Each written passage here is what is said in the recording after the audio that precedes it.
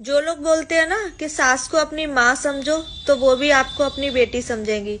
तो भाई साहब हम आपको बता दें, हम शादी कर कर जब आए थे ना तो हाथ में हथियार नहीं लाए थे। ये सोचकर ही आए थे कि सास को माँ और सास के घर को अपना समझेंगे।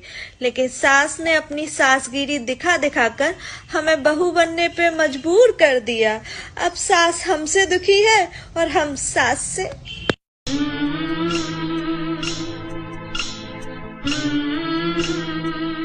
क्या हुआ? मैं कल से नोटिस कर रही हूँ, आप मुझसे बात क्यों नहीं कर रहे हैं? नाराज हैं क्या मुझसे? अरे यार तुम ये औरतों वाली बातें करना बंद करो, ठीक है? नहीं नहीं, मेरा वो मतलब नहीं था, पर आप थोड़ा बदले बदले से नजर आ रहे हैं। क्या बदला नजर आ रहा हूँ? मेरे ऊपर ना और भी जिम्मेदारियाँ हैं, परिवार आ चुका घर पे। पहले भी आप पे इतनी ही जिम्मेदारी थी, पहले भी आपका घर परिवार था, लेकिन आपने मुझसे इस लैंग्वेज में कभी बात नहीं की। सही कहते हैं लोग, शादी करने के बाद ना औरतें दिमाग खराब करना चालू ही कर देती हैं। मुझे शादी ही नहीं करना चाहिए था। ऐसे क्यों बोल रहे हैं आप?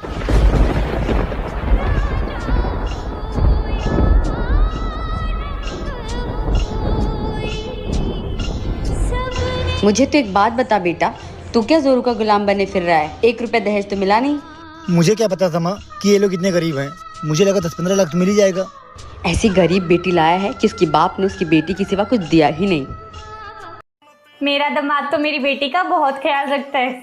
माँ जी, आपका बेटा भी मेरा बहुत ख्याल रखता है। हाँ, तो तूने तो उसे काबू में कर रखा है।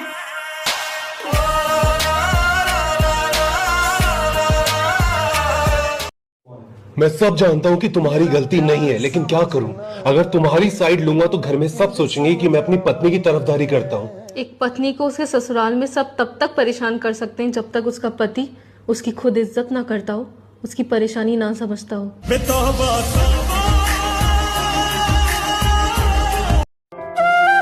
सुन बहू। जी माँ जी। अरे बहू, तेरी नई नई शादी हुई, क्या सिंपल साड़ी पहन के घूम रही है? माँ जी, मेरे पास सब ऐसी ही साड़ी है। अरे बहू, तो तू मार्केट जाके क्यों नहीं अपने लिए अच्छी अच्छी साड़ियाँ ले आती? माँ जी, जब आप मार्केट जाओगी तो मैं आपके साथ ही मार्केट चली चलूंगी। तो क्या बहू तब तक तू ऐसे ही घूमेगी? बहू, ये ले पैसे पकड़ और उस नालायक से बोल जाके कि माँ ने बोला है शॉपिंग करा के लाए। ठीक है माँ जी। सही कहते हैं लोग, लड़की बाप की गरीबी बर्दाश्त कर सकती है, पति की नहीं। प्यार और इज्जत सब कुछ है उस बाप की गरीबी में। आज भी उस बाप की गरीबी में जीना चाहती हूँ।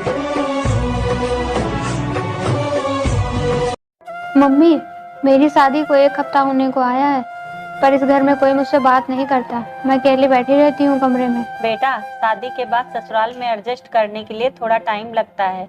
कोई बात नहीं बेटा, तू चली जाया कर अपनी सास के पास। ठीक है मम्मी, अब से मैं ऐसा ही किया करूँगी। तू ज्यादा चिंता मत कर, सब कुछ ठीक हो जाएगा।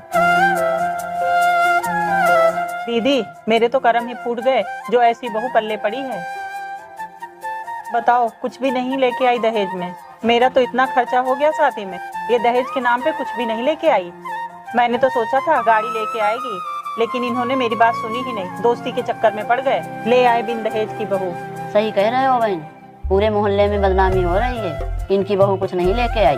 दीदी, मुझे तो ये समझ में नहीं आ रहा कि मैं मोहल्ले वालों को क्या मुंह दिखाऊंगी। दोस्तों, समाज में आज भी दहेज एक कुप्रथा बनी हुई है।